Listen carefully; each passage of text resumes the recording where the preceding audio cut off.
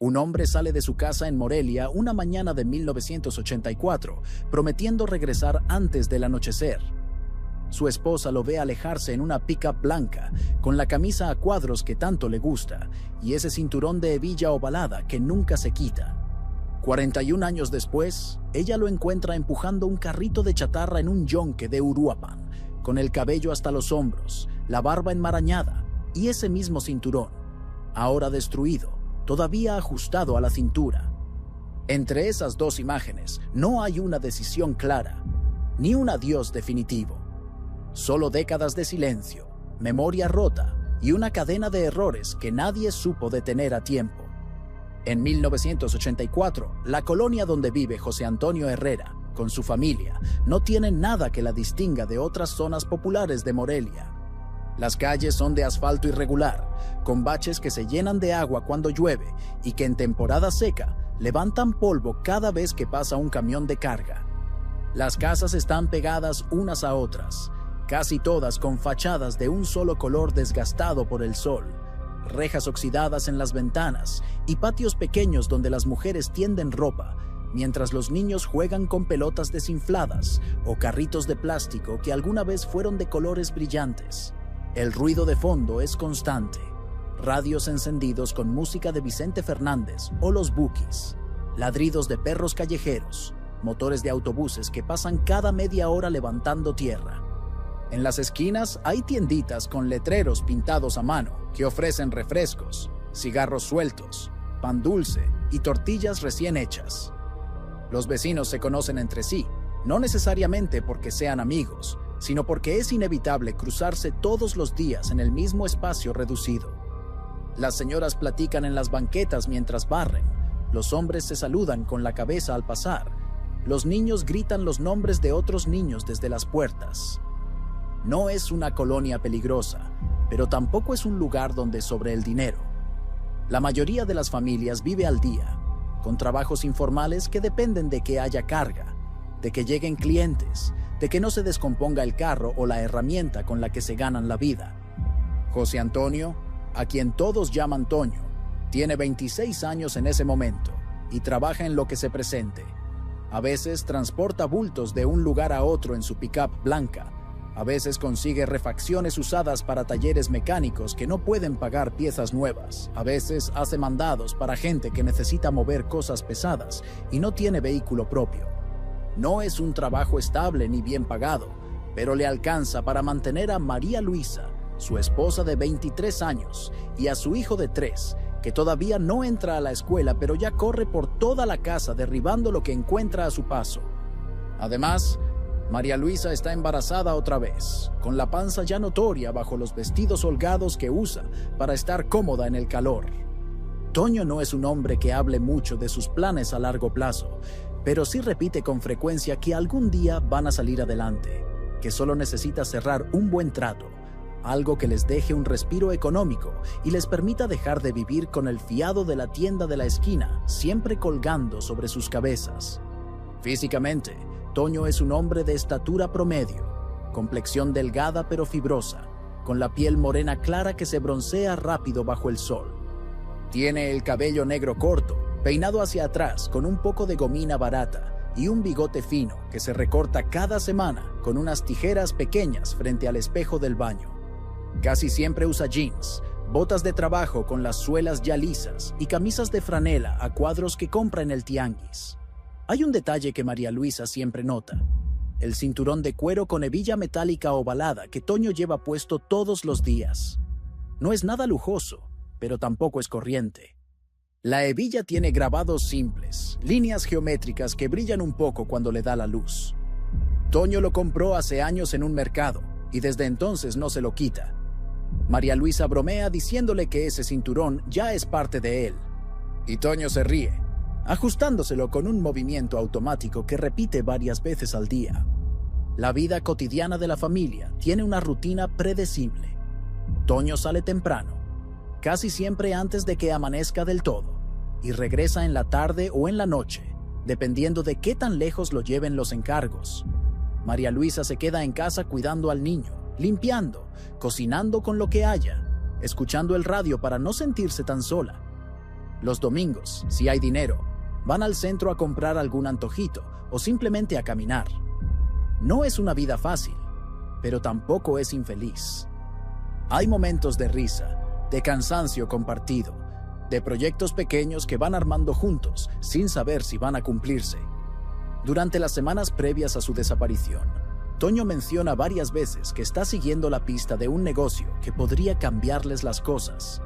No da muchos detalles porque tampoco los tiene claros, pero dice que se trata de refacciones de autos que vienen del norte, piezas usadas pero en buen estado que algunos talleres compran sin hacer muchas preguntas.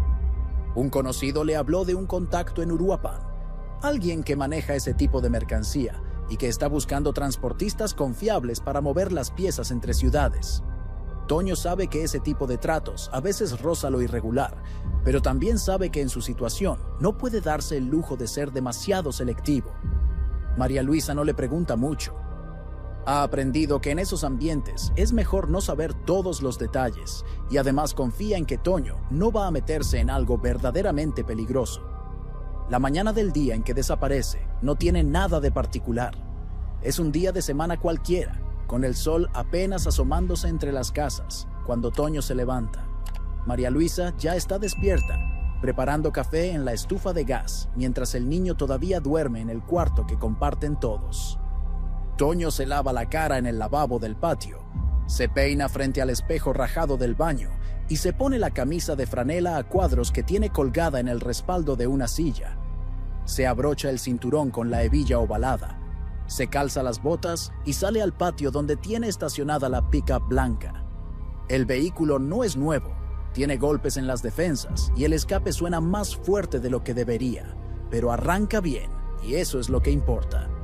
Antes de subirse, Toño entra otra vez a la casa y le dice a María Luisa que va a Uruapan a ver a ese contacto, que si todo sale bien, puede regresar en la tarde con algo de dinero adelantado. Ella le pregunta si va a tardar y él responde que no cree, que es solo ir, hablar, ver la mercancía y regresar. Le da un beso en la frente, revuelve el cabello del niño que ya está despertando y sale. María Luisa lo ve subirse a la pick-up, escucha el motor encenderse con ese ruido rasposo que ya conoce de memoria y lo ve alejarse por la calle levantando una pequeña nube de polvo. Esa es la última imagen que tiene de él. La pick-up blanca desapareciendo al fondo de la calle, con Toño al volante y el brazo apoyado en la ventanilla abierta. Las primeras horas del día pasan sin novedad. María Luisa limpia la casa, le da de desayunar al niño, escucha el radio. Calcula que Toño debería estar llegando a Uruapan alrededor del mediodía, dependiendo del tráfico y de si tuvo que parar en alguna caseta o gasolinera. Por la tarde, cuando el sol ya está cayendo y Toño todavía no regresa, empieza a sentir un nudo en el estómago, pero se dice a sí misma que tal vez se quedó platicando más de lo previsto, o que tuvo algún problema menor con el carro. Cuando oscurece del todo y Toño sigue sin aparecer, el nudo se convierte en algo más pesado. María Luisa sale a la calle y le pregunta a los vecinos si lo han visto pasar, pero nadie sabe nada. Esa noche no duerme, escuchando cada ruido de motor que pasa frente a la casa, esperando que sea la pick-up blanca. Al día siguiente, con el niño colgado de su mano y la angustia ya instalada en el pecho, empieza a buscar. Va a la tienda de la esquina, al taller mecánico donde Toño a veces consigue trabajo, a la terminal de autobuses, por si alguien lo vio subirse a uno. Nadie sabe nada. Un conocido le dice que cree haberlo visto el día anterior en una gasolinera de la salida hacia Uruapan, cargando combustible, pero nada más.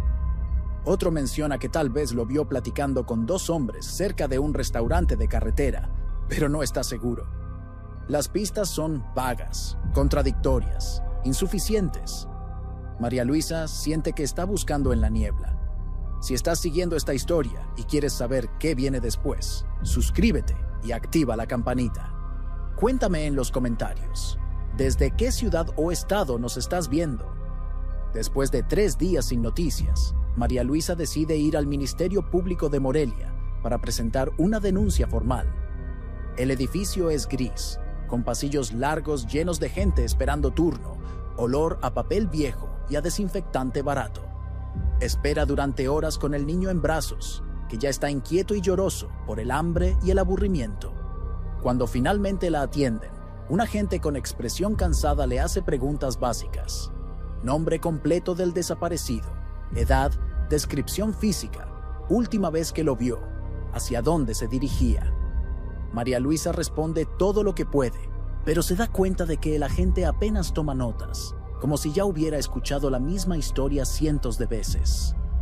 Cuando termina de declarar, el hombre levanta la vista y le dice que muchas veces los hombres se van por voluntad propia, que a lo mejor Toño se fue con otra mujer o se fue al norte buscando mejor suerte y simplemente no ha tenido manera de avisarle.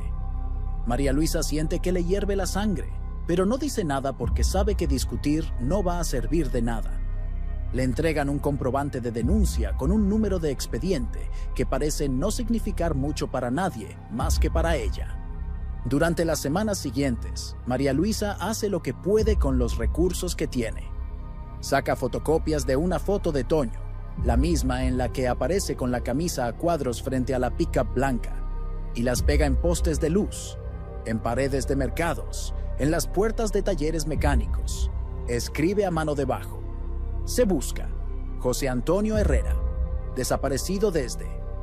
y deja un número de teléfono de la tienda de la esquina, porque en su casa no hay línea. Algunos vecinos la ayudan a repartir las copias. Otros simplemente la miran con pena, pero sin saber qué decir. Un camionero que conoce a Toño de vista le comenta que escuchó algo sobre un tipo que quería irse al norte con un contacto de refacciones, pero no está seguro si era él.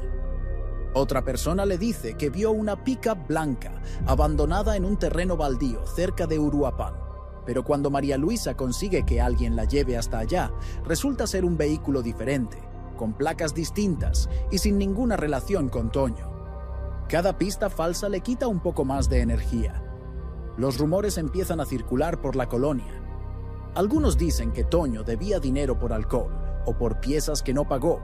Otros que se metió con gente peligrosa que roba carros y que tal vez lo desaparecieron por hablar de más. Hay quien sugiere que simplemente se hartó de la vida que llevaba y decidió empezar de cero en otro lugar. María Luisa escucha todas esas versiones y siente que cada una le clava algo en el estómago, pero no puede defenderse de todas porque tampoco tiene certezas. Los meses pasan y la vida sigue su curso a pesar del vacío. María Luisa da a luz al segundo hijo en un hospital público, sin Toño a su lado para conocerlo. El parto es complicado y ella se siente sola en esa cama de metal, con sábanas ásperas, rodeada de otras mujeres que gritan y lloran. Cuando le ponen al bebé en brazos por primera vez, lo único que puede pensar es que Toño nunca va a ver esa cara. Vuelve a casa con el recién nacido y el niño de 3 años, y empieza a entender que va a tener que arreglársela sola. Consigue trabajo limpiando casas, después vendiendo comida por encargo, después haciendo lo que sea necesario para que alcance el dinero. Los vecinos la ayudan de vez en cuando con algo de despensa o cuidándole a los niños mientras ella sale a trabajar, pero la mayoría del tiempo está sola con el peso de todo. El expediente de la desaparición de Toño queda archivado en alguna gaveta del Ministerio Público, junto con decenas de otros casos que nadie tiene tiempo ni recursos para investigar a fondo. De vez en cuando, María Luisa va a preguntar si hay novedades, pero siempre recibe la misma respuesta: no hay nada nuevo. Si aparece algo la van a llamar. Nunca la llaman. Los años 80 se van convirtiendo en los 90, sin que nadie en la familia Herrera sepa qué pasó realmente con Toño. Los niños crecen escuchando 2 versiones contradictorias de su padre: la de María Luisa, que insiste en que algo malo le pasó y que él nunca los habría abandonado por voluntad propia, y la de algunos familiares y vecinos, que con el tiempo empiezan a dar por hecho que Toño simplemente se fue y que ya no va a volver. Los niños no saben a quién creerle. El mayor, que todavía recuerda vagamente a su padre, guarda imágenes borrosas de un hombre que lo subía a los hombros y le compraba paletas en la tienda. El segundo, que nació después de la desaparición, solo conoce a Toño por las fotos y por las historias que su madre le cuenta cuando está de humor para hablar de eso. Cada cierto tiempo, alguien llega con una pista nueva. Un primo dice que vio a un tipo idéntico a Toño, trabajando en una gasolinera de Tijuana. Una vecina jura que su hermano, que vive en Ciudad Juárez, se cruzó con alguien que podría ser él. Un camionero que pasa por Guadalajara comenta que en un mercado de refacciones hay un hombre que se parece mucho al de la foto. Cada vez que llega uno de esos rumores, María Luisa siente que el corazón se le aprieta. Reúne lo poco que tiene, pide prestado, junta para el pasaje de autobús y viaja a donde sea necesario. Llega a ciudades que no conoce, pregunta en mercados, en talleres, en terminales de autobuses, enseña la foto a desconocidos que la miran con indiferencia o con lástima. Siempre termina volviendo a Morelia con las manos vacías y el alma más pesada. En algún momento de los 90, María Luisa conoce a un hombre que trabaja en una fábrica y que empieza a visitarla con intenciones claras. Es buena persona, no bebe, trata bien a los niños. María Luisa se deja cortejar sin mucho entusiasmo, más por necesidad de compañía que por amor. La relación dura un par de años, pero nunca llega a formalizarse porque ella no puede casarse legalmente sin una declaración de ausencia o de muerte de Toño. Y no está lista para iniciar ese trámite porque siente que sería como traicionarlo. El hombre eventualmente se cansa de esperar y se va. Después hay otro, años más tarde, que también se va cuando entiende que María Luisa nunca va a poder entregarle toda su atención mientras siga cargando con la incertidumbre. Con el paso del tiempo, la colonia cambia. Algunas familias se van, otras llegan. Los niños que jugaban en las calles crecen, se casan, tienen sus propios hijos. Los viejos conocidos de Toño mueren o se olvidan de él. Las fotocopias pegadas en los postes se despegan con la lluvia y el viento, y nadie las vuelve a poner. El caso deja de ser un tema de conversación y se convierte en una anécdota borrosa que algunos vecinos mayores recuerdan a medias cuando alguien menciona desapariciones.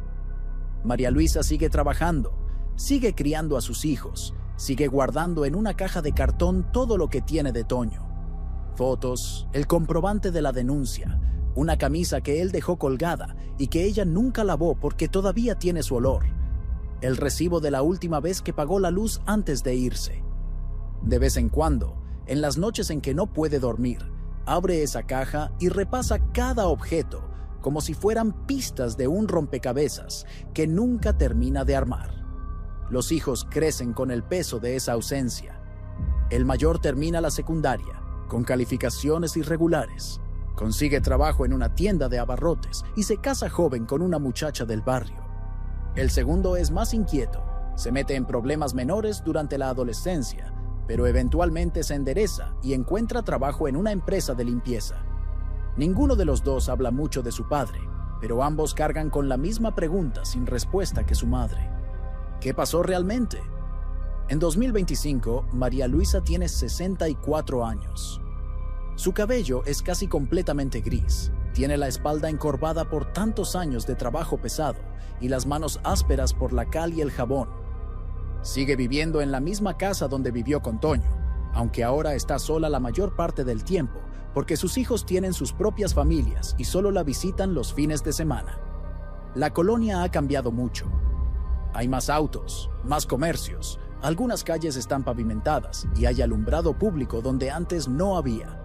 Pero la casa sigue igual, con las mismas paredes descascaradas, el mismo patio estrecho, el mismo lavabo de cemento donde Toño se lavaba la cara antes de salir a trabajar. María Luisa ya no sale mucho. Le duelen las rodillas y caminar largas distancias le cuesta. Pasa las mañanas viendo programas de televisión que no le interesan realmente, solo para tener ruido de fondo, y las tardes preparando comida que a veces ni siquiera tiene hambre de comer. De vez en cuando, algún vecino viejo que todavía la recuerda le pregunta cómo está, y ella responde con las mismas frases automáticas de siempre. Bien, ahí vamos. Gracias a Dios. Nadie menciona a Toño, porque ya todos asumen que ese capítulo está cerrado desde hace décadas. Una tarde de ese mismo año, recibe la visita de un camionero que conoce desde hace mucho. Es un hombre de unos 50 y tantos años, con la piel curtida por el sol y las manos callosas de quien ha pasado la vida agarrando volantes y cargando bultos. Hace rutas largas entre Morelia, Uruapan y Lázaro Cárdenas, transportando mercancía de todo tipo. Se conocen porque él creció en la misma colonia y era amigo de un primo de Toño. De vez en cuando pasa a saludar a María Luisa, más por costumbre que por otra cosa. Ese día llega con una bolsa de pan dulce y se sienta en una silla del patio a tomar café. Platican de cosas sin importancia, el clima, el tráfico, los precios que no paran de subir. En algún momento de la conversación, el camionero menciona de pasada que hace unos días, mientras esperaba a que descargaran su camión en Uruapan, se metió a caminar por una zona industrial donde hay varios yonques y talleres de deshuesadero. Dice que en uno de esos lugares vio a un viejo que le llamó la atención. María Luisa no le presta mucha atención al principio, pero el hombre sigue hablando. Dice que el viejo andaba empujando un carrito lleno de chatarra, con el cabello largo y gris, barba descuidada, ropa sucia, como si llevara años viviendo en la calle. Lo que le pareció raro, explica, es que ese hombre le recordó a alguien. No sabía a quién al principio, pero después, mientras manejaba de regreso, le vino a la mente la imagen de Toño, el que desapareció hace tantos años. María Luisa siente que algo se le retuerce en el estómago. Le pide que le cuente más. El camionero dice que no está seguro, que tal vez solo es una coincidencia, pero que el viejo tenía algo en la forma de moverse, en la manera de hablar cuando le preguntó algo, que le hizo pensar en Toño. También menciona un detalle que a María Luisa se le clava como una espina. El viejo llevaba puesto un cinturón de cuero con una hebilla metálica ovalada, vieja y rayada, pero todavía visible. María Luisa se queda en silencio durante varios segundos. El camionero nota que se puso pálida y le pregunta si se siente bien. Ella asiente con la cabeza, pero no puede hablar. Está pensando en el cinturón que Toño usaba todos los días, el que tenía esa hebilla con líneas grabadas que brillaban cuando les daba la luz. Cuando el camionero se va, María Luisa se queda sentada en el patio con la taza de café fría entre las manos. No puede dejar de pensar en lo que acaba de escuchar. Sabe que después de 41 años, las posibilidades de que Toño siga vivo son mínimas, y aun si lo estuviera, encontrarlo sería casi imposible. Pero ese detalle del cinturón no la deja en paz. Parte 5. Concluida. 899 caracteres. Total acumulado, 19. 490, 45. Second Iron. Parte 6. Durante los días siguientes, María Luisa no puede pensar en otra cosa. Le da vueltas a la conversación con el camionero, tratando de recordar cada palabra, cada detalle. Se pregunta si no estará aferrándose a una ilusión, si después de tantos años de búsquedas fallidas, no estará viendo lo que quiere ver en lugar de lo que realmente es. Pero al mismo tiempo, no puede ignorar esa sensación en el pecho, esa certeza irracional de que tiene que ir a Uruapan y ver por sí misma. Le cuenta a su hijo mayor lo que le dijeron, esperando que él la ayude a decidir qué hacer. El hijo la escucha con escepticismo. Le dice que ya han pasado por esto muchas veces, que cada pista que siguieron terminó en decepción, que no quiere verla sufrir otra vez por nada. María Luisa entiende su postura, pero también sabe que si no va a revisar, nunca va a poder sacarse la duda. Después de varios días de insistir, el hijo accede a acompañarla. Consiguen el contacto del camionero para que les dé indicaciones más precisas sobre dónde vio al viejo. El hombre les explica que es un yonque grande en la zona industrial de Uruapan, cerca de la carretera que sale hacia Apatzingán. Les dice que no sabe el nombre exacto del lugar, pero que es fácil de reconocer, porque tiene un portón de metal oxidado y letreros pintados a mano que dicen compra de chatarra y yonque. Les advierte que no se hagan muchas ilusiones, que tal vez no era Toño, que tal vez el viejo ya ni siquiera está ahí. Pero María Luisa ya tomó la decisión. Un sábado por la mañana, ella y su hijo salen de Morelia en el carro de él, un compacto viejo que hace ruidos extraños cada vez que sube una pendiente. El trayecto dura casi 2 horas, con paradas en una gasolinera y en una caseta de peaje. Mientras avanzan por la carretera, María Luisa mira por la ventana sin ver realmente el paisaje. Está pensando en cómo era Toño la última vez que lo vio. Joven, con ese bigote fino, la camisa a cuadros, el cinturón con la hebilla brillante. Trata de imaginárselo ahora, 41 años después, convertido en un viejo de cabello largo y barba blanca, empujando un carrito de fierros viejos. No le parece posible, pero tampoco puede descartarlo. Cuando llegan a Uruapan, el tráfico es denso. Hay camiones de carga bloqueando carriles, autobuses que se detienen en cualquier parte para bajar pasajeros, motos zigzagueando entre los autos. El aire huele a gasolina quemada y a comida frita. Siguiendo las indicaciones del camionero, se dirigen hacia la zona industrial, donde las calles son más anchas, pero están llenas de baches y el pavimento está manchado de aceite.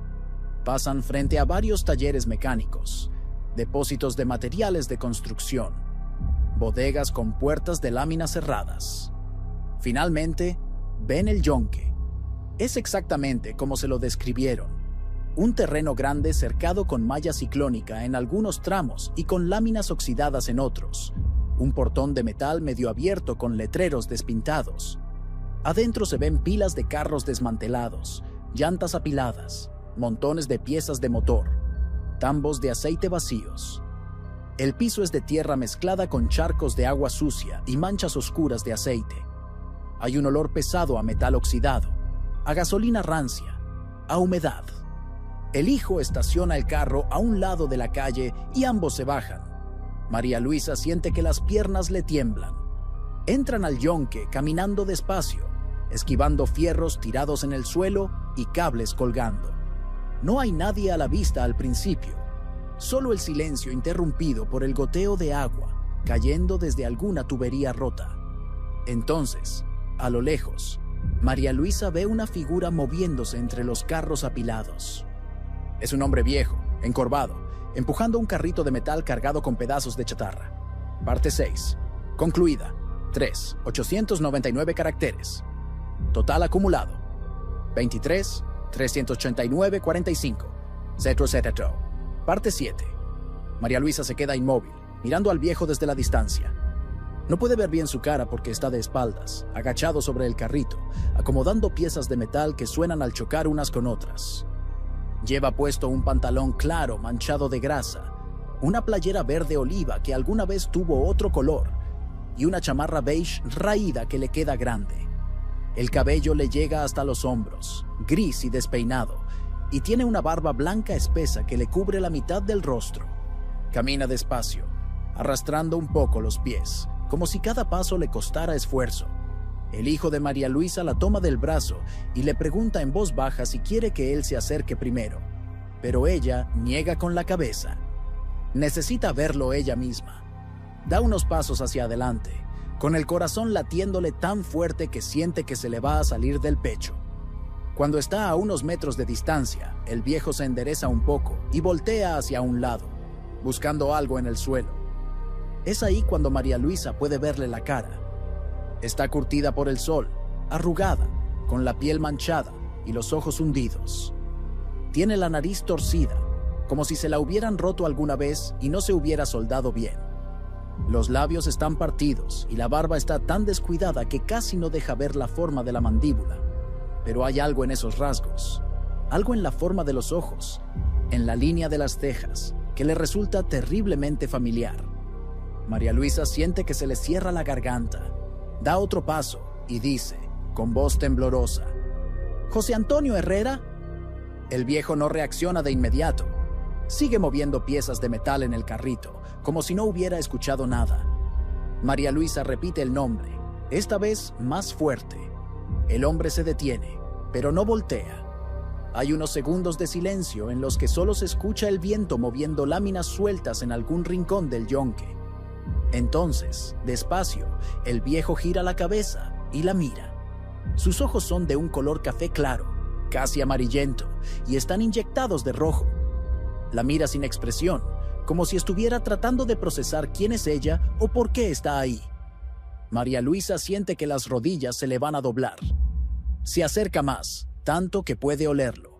Huele a sudor viejo, a ropa sucia, a alcohol rancio. Le tiembla la voz cuando le dice, «Toño, soy yo. Soy María Luisa». El viejo entrecierra los ojos, como si tratara de enfocar mejor. Mueve los labios, pero no dice nada. María Luisa busca con la mirada algún detalle que confirme lo que ya sospecha.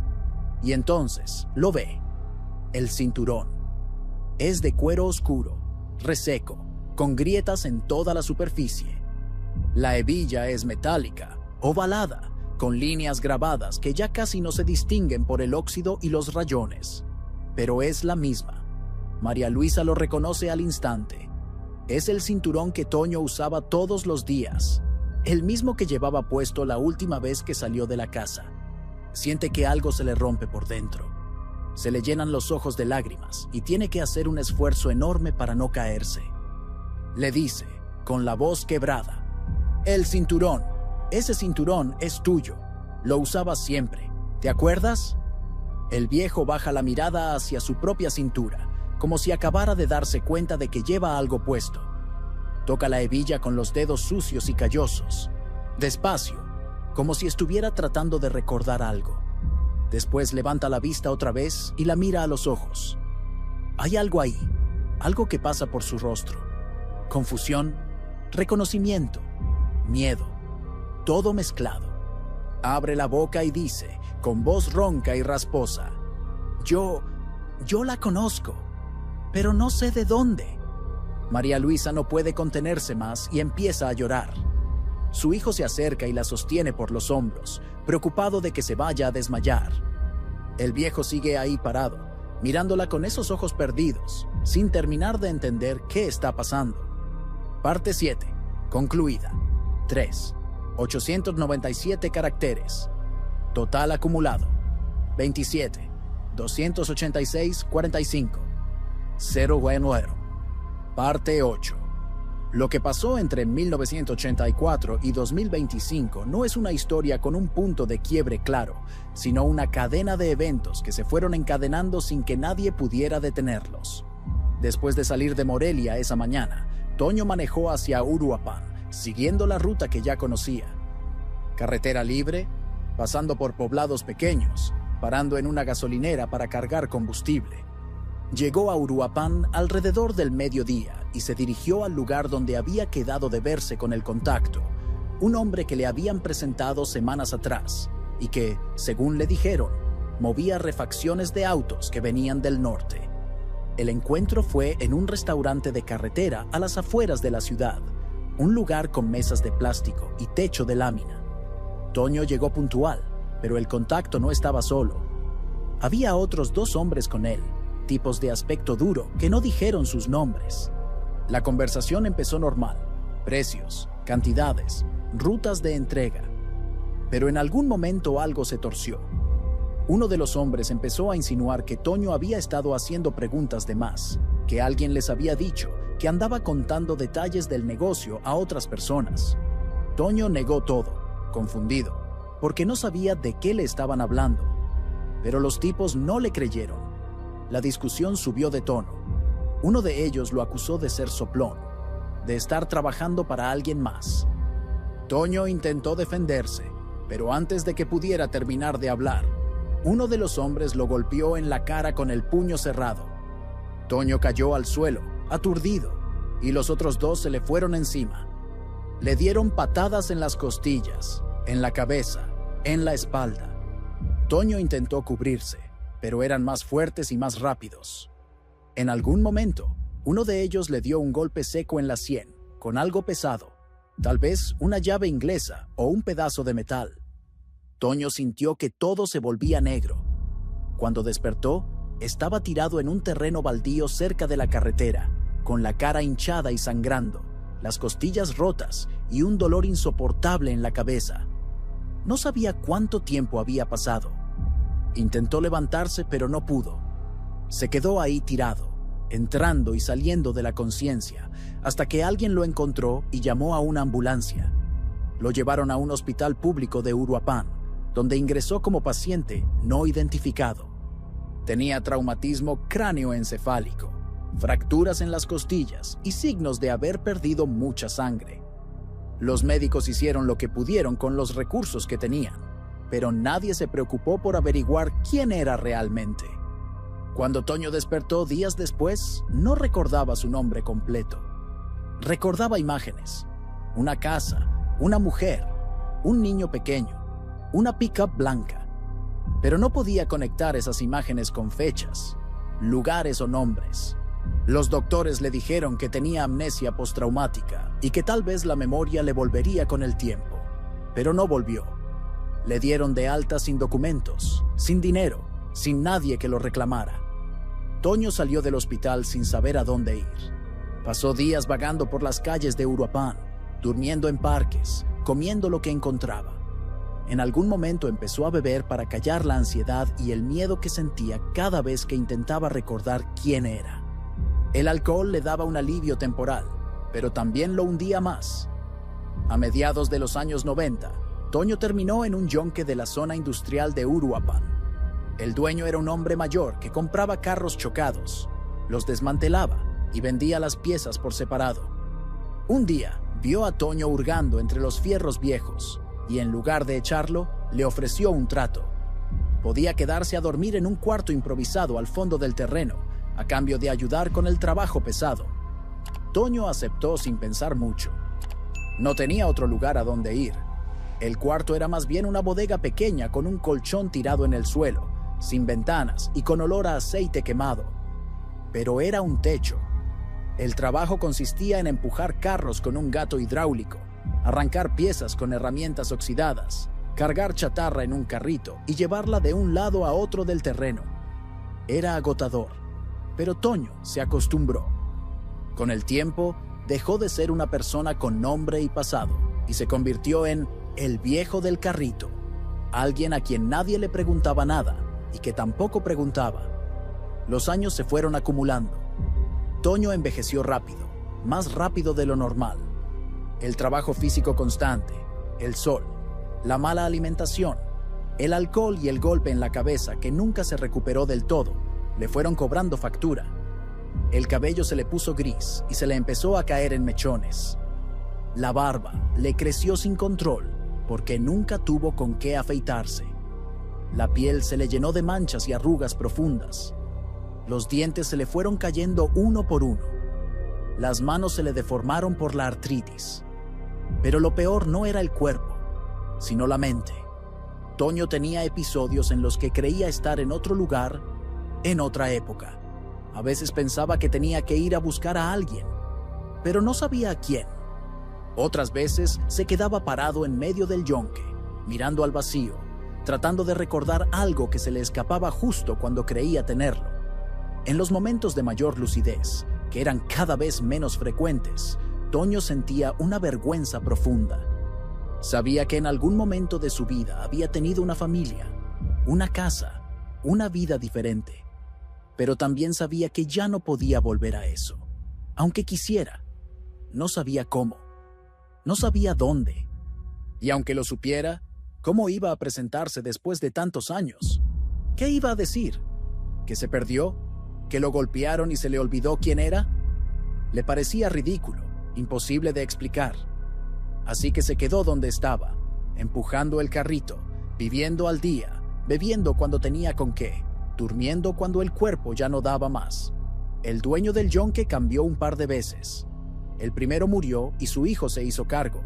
Después, el hijo vendió el negocio a otro hombre que apenas hablaba con Toño. Ninguno de ellos se preocupó por averiguar quién era realmente o si tenía familia. Para ellos, Toño era solo una pieza más del lugar, útil mientras pudiera trabajar. Hubo momentos en los que Toño estuvo cerca de salir de ahí. Una vez, un trabajador social pasó por la zona preguntando si había gente en situación de calle que necesitara ayuda. Toño estaba ahí, pero cuando le preguntaron su nombre, no supo qué responder. Dijo un nombre inventado, algo que le sonó en la cabeza en ese momento, y el trabajador lo anotó y se fue. Otra vez, un policía lo detuvo porque estaba caminando por la calle con el carrito lleno de chatarra y pensó que estaba robando. Lo llevaron a la patrulla. Le preguntaron de dónde había sacado eso. Le pidieron identificación. Toño no tenía nada. El policía lo dejó ir con una advertencia. Ninguna de esas oportunidades se convirtió en una salida real. Después de que María Luisa lo reconoce en el yunque, lo que sigue no es un reencuentro cinematográfico lleno de abrazos y llantos liberadores. Es un proceso lento, confuso y doloroso para todos los involucrados. En los primeros minutos, Toño no entiende qué está pasando. Mira a María Luisa con esos ojos perdidos. Escucha su voz diciéndole cosas que no terminan de aterrizarle en la mente. Ella le habla de la casa en Morelia, de los hijos, de la pick-up blanca, del día en que salió y nunca volvió. Toño escucha todo eso como si fueran fragmentos de una historia que le contaron hace mucho tiempo, pero que no es suya. El hijo de María Luisa interviene y le pide a su madre que se calme, que no lo presione. Hablan con el dueño del yunque, un hombre de unos 50 años con expresión indiferente, y le preguntan cuánto tiempo lleva Toño trabajando ahí. El hombre se encoge de hombros y dice que él compró el negocio hace 10 años y que el viejo ya estaba cuando llegó. No sabe nada más.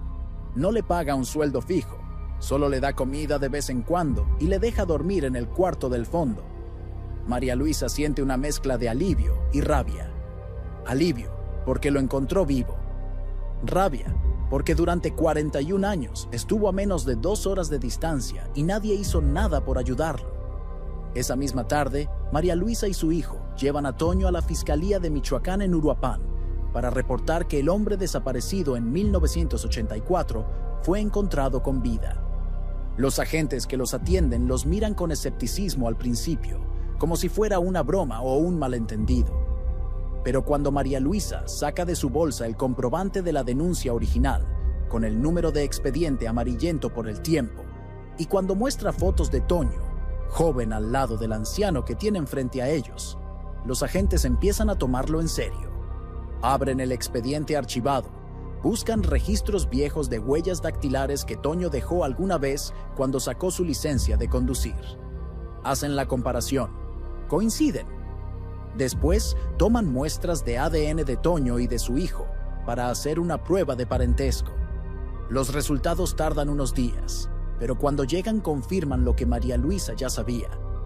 El viejo del yunque es José Antonio Herrera, desaparecido en 1984.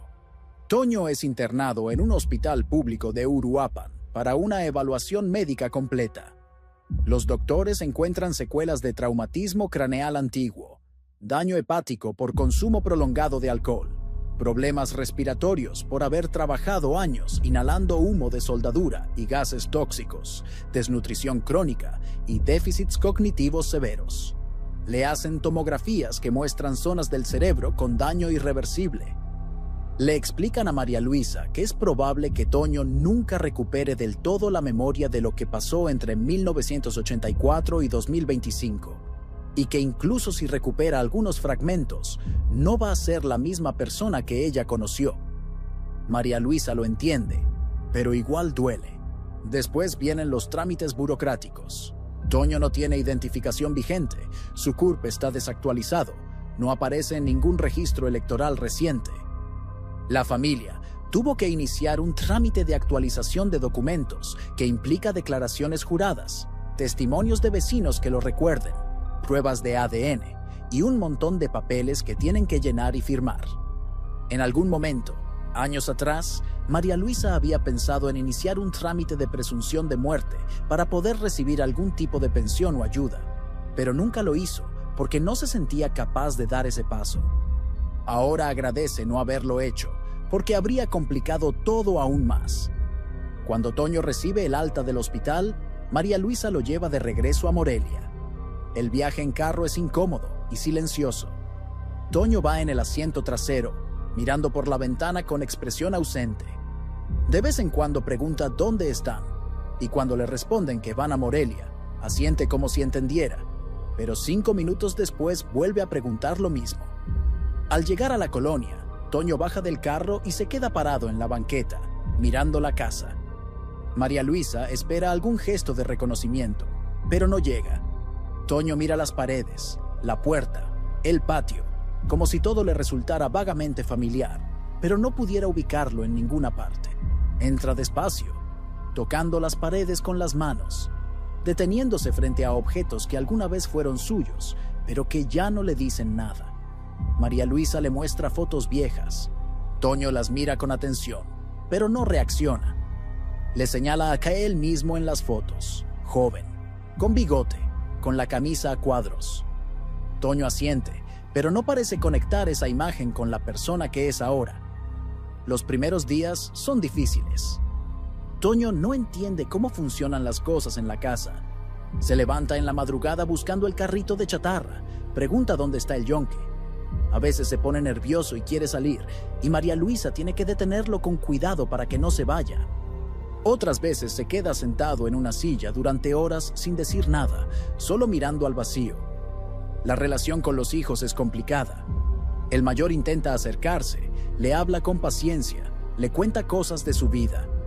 Toño lo escucha sin entender mucho, pero a veces esboza una sonrisa cuando el hijo le muestra fotos de los nietos.